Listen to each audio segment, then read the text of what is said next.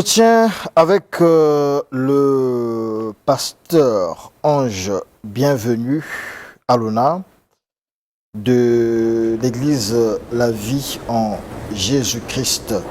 Bonjour, pasteur. Bonjour, monsieur le journaliste. Comment vous allez, pasteur? Quelles sont les nouvelles? Vraiment très merveilleux par la grâce de Dieu. D'accord. Avant d'aller dans le vif de notre sujet, vous avez suivi le ritualiste et phytothérapeute Auguste Balandamio qui a dit des choses sur la délivrance, un sujet abondamment abordé par vous ici. Il a dit que le nom de Jésus ne suffit pas. Il faut aussi être oint, mais il faut aussi avoir certains codes. Bon, ce qu'il vient de dire, ça n'engage pas la Bible, parce que c'est tout à fait contraire aux Saintes Écritures.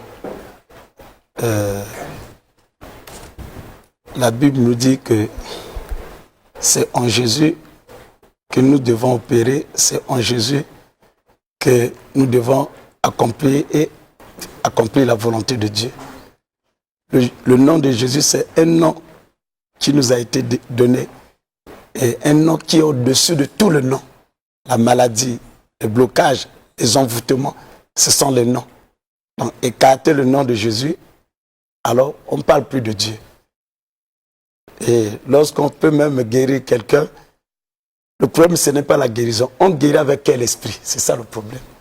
Donc, là où vous voulez nous emmener, et c'est toute une émission. D'accord. De nos jours, le monde se matérialise et se digitalise de plus en plus. L'argent et le succès, le pouvoir de l'argent, le sexe et l'argent facile, la drogue et la violence, la force des réseaux sociaux, la course au leadership. Bref, vous, visionnaire de l'église La Vie en Jésus-Christ, Ange Bienvenu Alona, vous faites allusion, j'ai l'impression, à toutes ces choses lorsque vous parlez de la jeunesse face aux dangers de ce monde. C'est d'ailleurs notre thème aujourd'hui. Exactement. Avant que nous rentrions dans le vif du sujet, j'aimerais d'abord éclairer certains concepts. D'abord, c'est quoi la jeunesse? Les Français nous disent que c'est la partie de la vie qui est entre l'enfance et l'âge viril. Et proprement, quand on voit, nous allons dans 1 Samuel 17, 33, nous comprenons que la jeunesse, c'est la relève, la jeunesse, c'est la continuité, la jeunesse, c'est la vigueur, la jeunesse, c'est la force, et la jeunesse, c'est la persévérance. Et lorsque nous parlons aussi de la jeunesse, c'est l'âge de la méditation. Alors, lorsque nous parlons du monde, le monde signifie tout simplement, comme vous avez su le dire, c'est les hommes qui vivent sans Dieu. Et lorsque nous parlons du monde, lesquels qui vivent sans Dieu, ce sont les hommes perdus et qui sont détournés de Dieu, qui ne s'appuient pas à Jésus-Christ. Et selon 1 Jean 2, le 16e verset, le monde, c'est la convoitise de la chair, le monde, c'est la convoitise des yeux, le monde, c'est l'orgueil de la vie, le monde, c'est la magie, le monde, c'est l'occultisme, le monde, c'est... Les ritualistes. Les ritualistes que vous dites. Le monde, c'est la débauche sexuelle. Le monde. Et c'est tout ce que... Et on va en parler et vous venez aussi également d'aborder cela. Alors, écoute ce que nous dit la Bible. Nous sommes dans 1 Jean chapitre 2, le 15e verset. Qu'est-ce que Dieu dit à propos de ce monde? N'aimez pas le monde, ni les choses qui sont dans ce monde. Donc si quelqu'un aime le monde, l'amour du Père n'est pas en lui. Donc la Bible nous dit, nous avertit donc, n'aimez pas le monde. Si quelqu'un aime le monde, toutes ces choses, la vie du copinage, tout ce que... Donc si quelqu'un aime ces choses, l'amour du Père n'est pas en lui. Alors donc nous avons une jeunesse où toutes ces choses sont en face de cette jeunesse. Alors, nous avons dit que c'est un grand danger. Que ferons-nous pour cette jeunesse? Nous avons dit que la jeunesse, c'est la relève. c'est la continuité. Le jazz de demain, c'est la jeunesse d'aujourd'hui. Le pasteur de demain, c'est la jeunesse d'aujourd'hui. Le chef d'État de demain, le Congo de 2030, 2050, c'est la jeunesse d'aujourd'hui. Mais cette jeunesse est exposée à tout ce que nous venons de souligner. Si nous ne faisons pas quelque chose, le diable connaît ce mystère. S'il veut prendre en otage le Congo de demain, c'est la jeunesse d'aujourd'hui qui doit saboter. D'accord. Merci beaucoup de questions. Oui, pasteur. Alors, malgré la prolifération des églises, nous constatons aujourd'hui que cette jeunesse est exposée à plusieurs dangers. Alors, est-ce que vous pouvez nous dire pourquoi cette jeunesse est exposée? Est-ce que l'Église, en tant que corps du Christ, n'a pas failli à sa mission? Pourquoi cette défaillance? Bon, parler de défaillance, je dirais oui et non. Pourquoi? Non, parce que l'Église est en train de jouer quand même un rôle. Parce que sans l'Église, nous devons avoir toute cette nation, prenons le cas de notre pays, ça devait être bourré de bébés noirs. Mais c'est ce que nous voyons, puisqu'il y a des églises partout. Justement. Mais nous voyons des bébés noirs aussi qui nous entourent. Justement, mais là, ici, quand nous abordons cette question, l'Église joue un rôle très capital. L'Église a contribué à baisser ce taux que nous constatons aujourd'hui. Maintenant, quand je dis oui... Vous avez des chiffres? Comment vous avez su que l'Église a baissé? A contribué à baisser le taux? C'est un travail spirituel. C'est un travail spirituel parce que nous avons des témoignages. Quelqu'un qui était un braqueur, quelqu'un qui était un sorcier, quelqu'un qui était dans l'occultisme et il reçoit Christ, Christ qui le transforme, quelqu'un change de langage. Nous avons, dans nos églises, nous avons des sorciers qui ont été convertis, les occultistes. Et tout dernièrement, j'ai eu un enfant qui avait signé un pacte, qui a eu à sacrifier des jeunes filles, mais qui s'est converti, il a reçu Christ et il est passé par les délivrances. Aujourd'hui, c'est un jeune homme qui est bien bâti. Voilà. Donc, si ce n'était pas l'Église. Alors, je dirais également, oui, la responsabilité de l'Église également est vraiment engagée. Pourquoi? Nous sommes au temps de la fin. Cette période que nous sommes en train de passer, alors, le mal est devenu pire. Nous voyons les choses qui fonctionnent à l'inverse. Alors, que faut-il faire? Nous, les prédicateurs, nous, les pasteurs, nous devons avoir un message conformément au temps que nous sommes en train de vivre. Et quel est justement ce message? Justement, nous devons tout prêcher. Mais lorsque nous localisons, nos messages se basent sur les mariages seulement. Les voyages, alors c'est de l'hécatombe. Parce que l'Église aujourd'hui a besoin d'un message pur sur la crainte de Dieu, un message sur la repentance. Parce que on a besoin d'une nourriture consistante. Quand l'Église mange, quand je parle de l'Église, je ne vois pas ces bâtiments, je vois toi et moi. Et quand le prédicateur libère un message authentique, pur, le message de l'heure, alors le diable viendra pour proposer une autre nourriture. Qu'est-ce qui va se passer? L'homme étant, le chrétien étant déjà rassasié, il ne va pas manger, s'occuper de manger de cette nourriture proposée par l'ennemi. Donc voilà, le message aujourd'hui est en train de jouer également un rôle par rapport au contexte, au temps de la fin des périodes que nous sommes en train de traverser. Oui, pasteur, donc vous dites que la jeunesse est désorientée par les réalités sociétales et tout. C'est une façon, quand vous le dénoncez ce matin-ci, c'est une façon de vouloir également faire arrêter ou fermer toutes ces réalités mondaines que vous dénoncez, les boîtes et autres bars. Justement, nous voulons un peu attirer l'attention de cette jeunesse. Nous voulons un peu donner une sonnette d'alarme pour cette jeunesse. Pour que cette couche puisse au moins savoir en eux que le Congo de demain, la famille de demain, c'est nous la jeunesse. Alors, que faut-il faire? On doit avoir l'esprit de discernement. Écoute ce que nous dit Ézéchiel 16, le 60e verset. Et quand Ézéchiel nous dit, c'est la période où on doit tirer, Dieu tire son alliance avec cette couche, la Genèse. Donc, tirez une, vous allez comprendre dans la Bible, les grands serviteurs que Dieu a utilisés, il les appelait à bas âge. Donc, c'est une période où, lorsque une alliance est scellée avec le Seigneur, un jour le Seigneur va se souvenir de toi, de tout ce que tu as eu à faire. Mais lorsque, au temps de la jeunesse, parce que nous avons dit que la jeunesse c'est l'énergie, mais lorsque tu perds cette énergie au profit de l'ennemi, en quoi le Seigneur se souviendra de toi? Pour sauver même pourquoi pas ta famille? Parce que Dieu appelle dans une famille, ça peut être toi, ce jeune, toi qui me suis. Et au travers de toi, c'est une famille qui sera délivrée, bénie.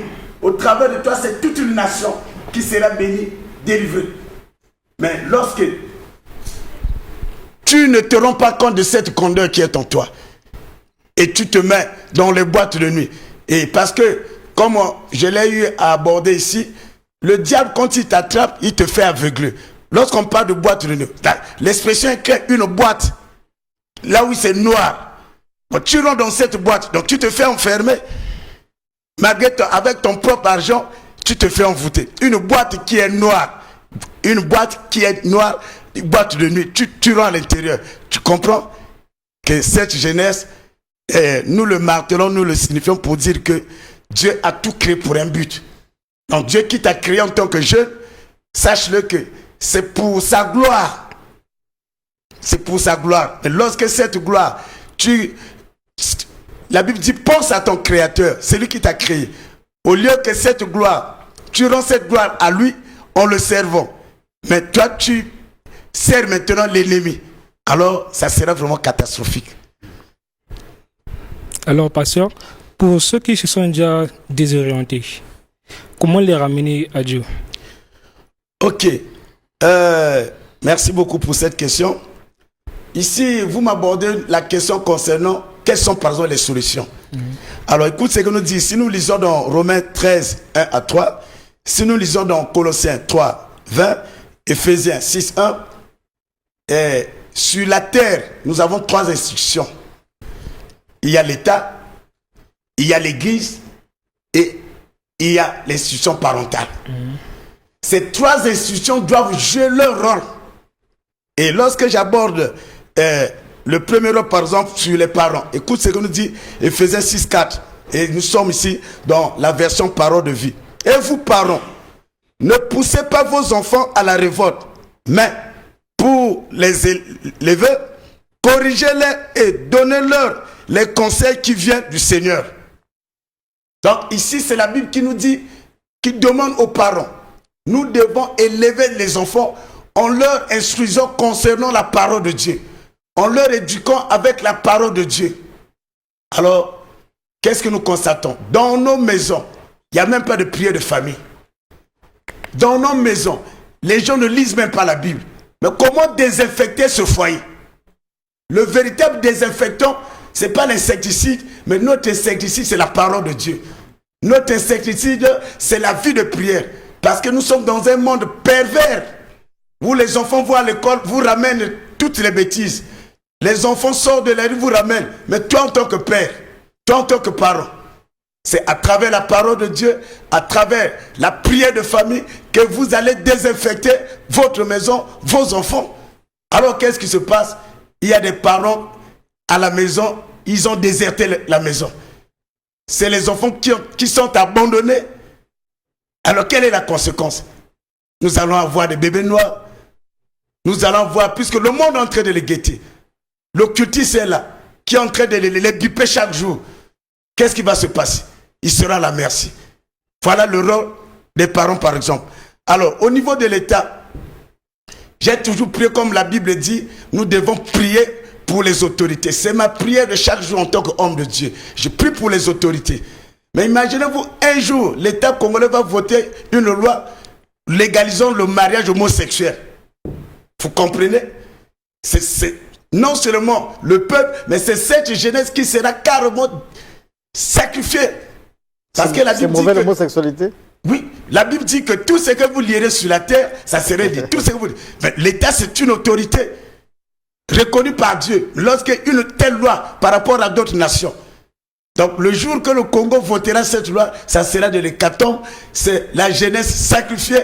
Alors ma prière, j'ai la confiance, Dieu a toujours exaucé nos prières, nos autorités ne pourront même pas prendre cet engagement, sinon c'est un Congo jeté dans l'enfer avec une jeunesse. Et pourtant la Bible vous dit d'obéir aux lois de la République. Et donc si la République venait à dire aujourd'hui homosexualité, mais vous confirmez ce que les Écritures disent. Ok, nous devons obéir, mais la Bible, cette même Bible nous demande de prier, de telle sorte que la sagesse leur soit transmise, afin que dans la prise de décision... Est-ce que le pasteur Aluna, il prie, il rêve de vivre, de voir un État congolais christianisé? On parle ici de république islamique et tout ça. Est-ce que vous rêvez d'une république chrétienne du Congo, par exemple? Pourquoi? Où est le mal? Où est le mal? Je suis allé au Maroc et dans une église, écoutez, on nous a imposé pour le séminaire, vous devez être dans le sous-sol. Et on vous interdit que le son ne sort pas. Et lorsqu'on arrive ici, allez, comprenez. Et donc voilà de telles... Donc c'est des choses où, que par la grâce de Dieu, Dieu va accomplir des merveilles. Alors, nous sommes au niveau, et ça c'est au niveau de l'État. Au niveau de l'Église, j'ai abordé, l'Église doit centrer son message par rapport aux circonstances du temps de la fin. Nous sommes au temps de la fin et l'Église doit avoir un message approprié afin de faire asseoir cette jeunesse, afin de leur parler et afin qu'ils comprennent que les moments que nous sommes en train de passer, écoute, ce que tu entreprends, tu vas le payer le lendemain. C'est comme quelqu'un qui travaille, qui ne pense pas acheter la parcelle, vers la retraite, il dit, bon, on a commencé à aller Kelemba. Alors, tu es un aventurier. Alors, pasteur, j'aimerais un peu rebondir. Tous sur terre sont venus accomplir ce que nous a été prédestiné. Est-ce que tous devons obligatoirement aller au ciel? Pardon? Est-ce que tous devons obligatoirement aller au ciel? Et si, par exemple, Dieu m'a envoyé sur terre pour mener une vie de débauche, est-ce que votre prière peut vraiment me ramener à Dieu? Dieu ne peut pas t'envoyer sur la terre pour mener une vie de débauche. La prédestination n'est pas de la prédestination. Par la prédestination, quand on parle de la prédestination, écoutez, nous sommes également le moteur de cette prédestination. Donc, je l'ai toujours répondu. Lorsqu'on parle de la prédestination, c'est ce que Dieu veut sur ta vie, sur le lendemain. En fait, Dieu, il a créé. En fait, vous avez dit que. On a déjà eu Justement. Dieu, c'est lui qui a créé l'enfer et le paradis. Ok. Oui. C'est lui qui a créé le bien et le mal. C'est lui qui fait que les gens soient pécheurs et que les gens soient justes. Et donc, quand quelqu'un est dans le péché et il va en enfer, c'est la volonté de Dieu. Écoutez, pourquoi Dieu a créé l'enfer et le paradis? Alors, Dieu, on peut l'appeler un véritable démocrate. S'il y a un démocrate, le meilleur de tous les démocrates, c'est Dieu. Il vous laisse le libre arbitrage. Parce que le jour qu'il va... Il vous laisse le libre arbitre, mais pourquoi il vous punit en vous envoyant en enfer? Pour te dire que le jour qu'il va... la démocratie. Le jour qui... Oui, le jour c'est la dictature. Non, pas la dictature, le contraire. Il dit, monsieur Diaz, vous avez le bien, vous avez le mal. Mais le jour qu'il va te clouer, le jour qu'il va te sortir... Mais pourquoi il doit me clouer alors qu'il me donne la liberté de faire ce que je veux? Non, il veut pas te forcer, c'est ça. Lorsqu'il te force, c'est la dictature. Lorsqu'il te force... Parce que si tu ne reçois pas Christ dans ta vie comme Seigneur de Sauveur, c'est à toi de prendre l'engagement. À partir d'aujourd'hui, je reçois Christ. Ok. Si tu dis non, moi, c'est pas Christ. Il te laisse. Parce que lorsqu'il va t'imposer, c'est la dictature. Maintenant, tu as le libre choix. Mais le temps viendra où il va te condamner, tu n'auras pas à dire Dieu pardonne-moi ou bien ainsi de suite. On me fait ceci, donc on nous dit que c'est la fin. J'ai tellement de questions à poser et les autres aussi ont tellement de questions à poser au pasteur Ange, bienvenue à l'UNAM de l'Église de la vie en Jésus-Christ. Si avant de nous séparer, vous pouvez rappeler les coordonnées, la situation de l'Église, ça me ferait. Ok, avant que je donne les coordonnées, j'aimerais que, à travers cette petite intervention, que l'Esprit de Jésus, le Saint-Esprit touche la jeunesse congolaise, afin que, il a dit, il envoya sa parole et sa parole est guérie. Que cette exhortation, cet entretien, que l'esprit de guérison et de délivrance affecte cette jeunesse. Que le Dieu de la Bible puisse visiter et notre nation. Pourquoi pas tous ceux qui sont condamnés par le diable, à travers cette exhortation, cette parole, que le navire de l'ennemi soit vidé et vous rejoignez le camp de notre Seigneur Jésus. Que Dieu bénisse ceux qui sont malades, ceux qui sont envoûtés, recevez la délivrance dans le nom de Jésus. Alors, les coordonnées, je suis au 00242 06 663 71 52. 00242 06 663 71 52. Avec ces mêmes coordonnées, et vous pouvez m'écrire dans le WhatsApp. Et personnellement, je vais vous répondre. Vous pouvez cliquer Pasteur Ange Alouna sur Facebook. Vous allez avoir également la possibilité de me contacter. Cliquez également sur l'église La Vie en Jésus-Christ. Vous allez avoir les horreurs de nos cultes. Que Dieu bénisse le Congo en ce temps de Covid. Que Covid libère le ciel congolais au nom de Jésus-Christ. Merci. Merci beaucoup. Que Dieu bénisse le Congo. Et puis voilà, qu'on nous libère du Covid-19 parce qu'il y a une troisième vague qui plane dans les airs. Et donc, toujours rappel sur les mesures barrières. Et surtout, allons nous faire vacciner. C'est gratuit. Merci. Entretien avec le pasteur Ange